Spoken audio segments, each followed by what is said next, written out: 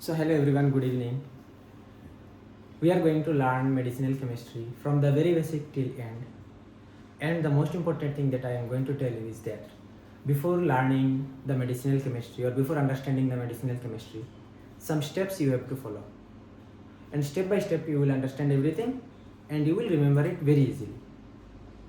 Later you will fall in love with medicinal chemistry.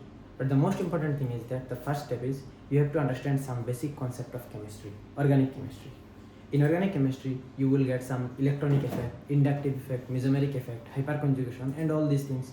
Electron donating effect, electron withdrawing effect, inductive effect, and all these things you will get again in the medicinal chemistry whenever you will be studying the structural activity relationship. Okay, that is the first thing. Second thing you have to understand the IUPAC naming, and that is called heterocyclic structure, nomenclature of heterocyclic structure. Once you will understand the nomenclature of heterocyclic structure, you can very easily guess the structure, organic structure or the chemical structure of drug from its name. Or if you see the chemical structure of the drug, then you can very easily nomenclature or name it also. So that's why understanding and learning the nomenclature of heterocyclic structure is very important, and the electronic effect is also very important. Along with that, some other small concepts are there that are from organic chemistry, basic organic chemistry. You have to remember all these things and you have to learn all these things. Then only that medicinal chemistry will be a piece of cake for you. Now we are going to learn today the first and foremost thing, that is the nomenclature of heterocyclic structure. I will tell you in 3 or 4 minutes. You will learn it very easily. Okay.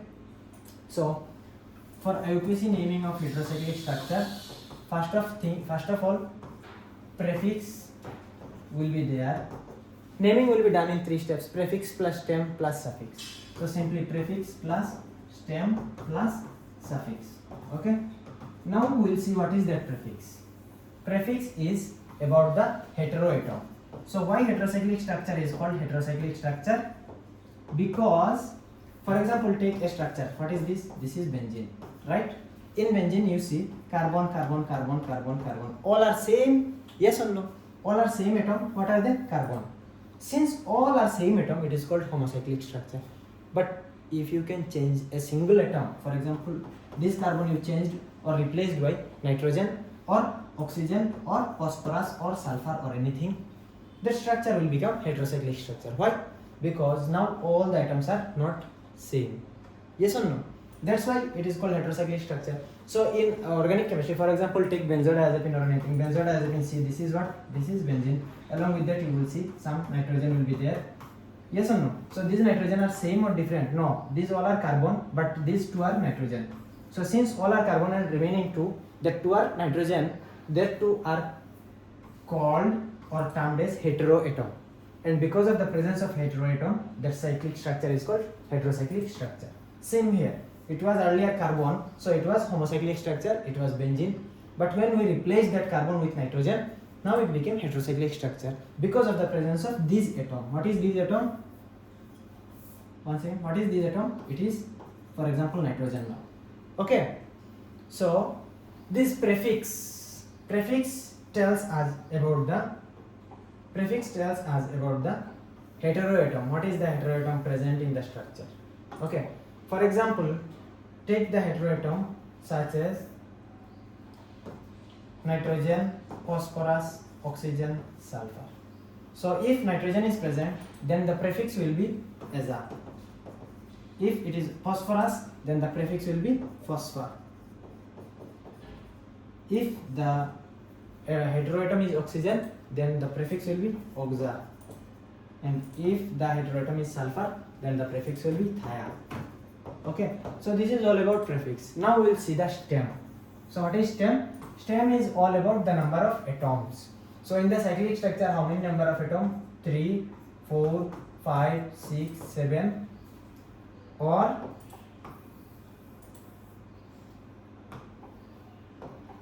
6, 7 or 8, whatever it is. Why didn't I take 1 or 2? Because if only 1 atom is there, you can't make it cyclic structure. If only 2 atom is also there, you can't make it cyclic structure. But if it is 3 atom, then simply you can make a cyclic structure. That's why we start taking atom from 3. Okay. So these all 3 atoms. This tells us about the number of atoms. So if it is 3, commonly it is called tri, right? If it is 4, commonly it is called tetra. If it is 5, then commonly it is called pyrrole. If it is 6, then commonly it is called pyridine. If it is 7, then it is called hepta. It is called hepta. If it is 8, it is called octa. Now, whenever we are naming the heterocyclic structure, in that case, if the structure is having 3 atoms, then we will take IR from the tri. So we will take IR. If it is 4-member structure, then we will take ET from tetra. It is ET. If it is 5-member structure, then we will take OL from pyrrole. OL.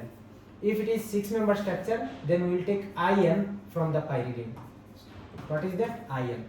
If it is 7-member structure, we will take EP from hepta. If it is 8-member structure, we will take OCT, oct from octa. So these things are the important point. Wait, this is not visible. These things are the important point, and these are all called stem.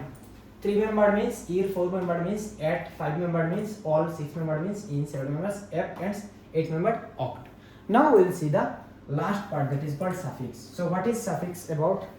Suffix is all about the saturated and unsaturated structure. If the structure is saturated, then how we will name it? If it is unsaturated, how we will name it? Number 2, if it is having nitrogen and saturated, how we will name it? If it is having nitrogen and unsaturated, or not having nitrogen and saturated, not having nitrogen and unsaturated, then how we will name it? So ultimately, that suffix is all about 4 points. How many points? 4 points. That I will show you here. Okay, what are that 4 points? Suffix. Let me write that. Okay, so suffix is about last part, and it is called saturated or unsaturated. We will see that. Okay, now we will see everything. So first of all, if the structure is having nitrogen, then how we will name it? And if the structure is not having nitrogen, and how we will name it? Second, if the structure is having nitrogen and it is unsaturated, then how we will name it? If the structure is having nitrogen and it is saturated, then how we will name it? Number 2, if the nitrogen structure is not having nitrogen, and in the case, for example, pyrrole, for example, pyridine, like that. If the structure is not having nitrogen and it is unsaturated, then how we will name it? And if the structure is not having nitrogen and it is saturated,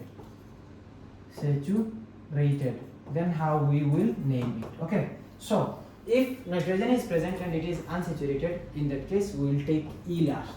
E, what is that? E. See, for example, pyrrole. So OL means 5-membered. Last member, what is that in the last? That is E. If it is saturated, then we will take DINE in the last, that is suffix. See, pyridine, in that pyridine, IN is there. IN means 6-membered. Again, DINE means it is saturated. Okay, next, if it is unsaturated, it is not having nitrogen, then we will add in the last in. And if it is saturated and it is not having nitrogen, then we will take in the last ANE. So now I told you, for example, pyridine. So what is the structure of pyridine? For example, we will take the structure of pyrrole. So pyrrole means, see, OL is there. OL means how many members? 5 member. Okay. Number 2, in the last E is there. E means it is saturated or unsaturated. It is unsaturated. So what will be the structure of pyrrole?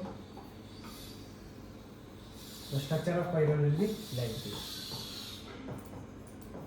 1, 2, 3, 4, 5. 5 member and 1, 2. Wait.